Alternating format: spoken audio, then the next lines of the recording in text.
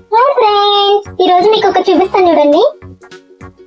ఇది కూడా మన చిన్నప్పుడు బాగా ఆడేది. చూడండి, ఇది నేను చూపించింది మీరు చూసాక ఏమనిపించిందో కామెంట్ చేయండి తప్పకుండా.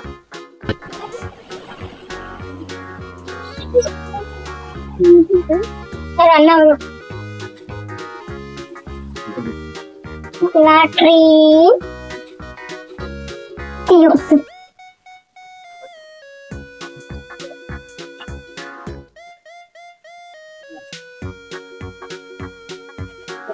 తీసుకురా.